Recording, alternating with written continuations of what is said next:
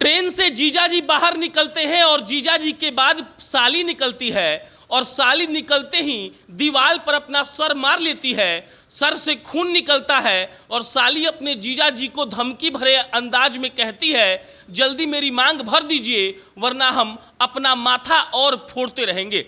बिहार के मुजफ्फरपुर जंक्शन पर यह सब हो रहा था और शुक्रवार की यह घटना है। जब जीजा जी ट्रेन से निकलकर जाने लगे तो साली दौड़कर उनके पीछे आ गई और उसके बाद उसने अपना सर दीवार पे मारा। मारने के बाद खून निकलने लगा और उसने अपने जीजा जी को कहा कि जल्दी मेरी मांग भर दीजिए वरना यहीं पर ड्रामा शुरू हो जाएगा। ये सब कुछ जब हो रहा था मुजफ्फरपुर जंक्शन पर तो सारे लोग इकट्ठा होकर ये ड्रामा देख रहे थे और ड्रामा जब होने लगा तब पूरी कहानी का अंदाजा हुआ लोगों को और सब लोग अपना माथा पीटने लगे। ये कहानी है राहुल और पिंकी की। राहुल नाम के लड़के का शादी होता है पिंकी नाम के लड़की से। पिंकी रहने वाली है सीतामढ़ी की और 2 साल पहले की बात है, राहुल की शादी हुई थी पिंकी से और राहुल जब अपने ससुराल जाता था तब पिंकी की जो चचेरी बहन थी 17 साल की, वो उसका खूब सेवा करती थी। राहुल की साली मतलब और पिंकी की जो बहन थी वो राहुल को खूब मानती थी। उन लोगों का एक तरफा प्यार बढ़ने लगा और एक तरफा प्यार जीजा जी नहीं बल्कि साली जी कर रही थी। राहुल ससुराल जाना कम कर चुके थे, इसीलिए कम कर चुके थे क्योंकि उन्हें इस बात का अंदाजा हो गया था कि साली को उनसे एक तरफा प्यार हो गया है और साली हमेशा उनके पीछे पड़ी रहती है।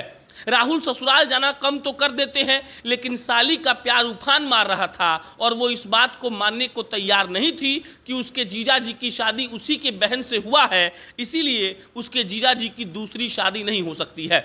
मुजफ्फरपुर जंक्शन पर ड्रामा चल रहा था और इधर कहानी मालूम पड़ रहा था।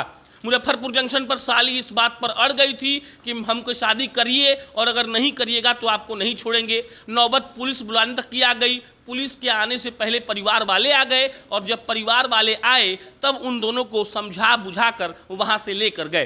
परिवार वाले के आने में देर होता तो पुलिस उन दोनों को उठाकर ले जा सकती थी।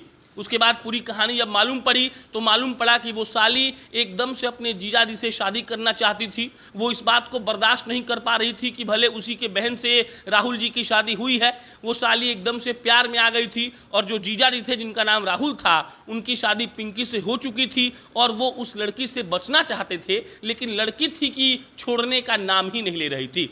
मुजफ्फरपुर जंक्शन पर जब ड्रामा शुरू हो गया तो बहुत सारे लोग इकट्ठा हो गए और इकट्ठा होकर राहुल और उनके साली का ये ड्रामा देखने लगे। जब भीड़ बहुत बढ़ गई तब पुलिस वालों को बुलाया गया और जब पुलिस वाले आए तब मालूम पड़ा कि देखिए ये जीजा जी हैं और ये साली हैं और इन दोनों में प्रेम का चक्कर है और इसी के चलते ये ड्रामा हो रहा है। राहुल का कहना था कि हम जब ससुराल जाते थे तब पिंकी की चचेरी बहन जो मात्र उस वक्त 17 साल की थी मेरा बहुत सेवा करती थी और सेवा सत्कार करते करते उससे हमको एक तरफा प्यार हो गया। वो हमको बोलते रहती थी लेकिन हम उसके बात पर ध्यान नहीं देते थे, वो पूरा ध्यान हम पर ही देती थी और इसी के चलते हम ससुराल जाना भी कम कर दिए। लेकिन इतना के बाद भी साली नहीं मानती है और अपने जीजा जी पर प्रेशर बनाती है कि आपको हमसे ही शादी करना पड़ेगा।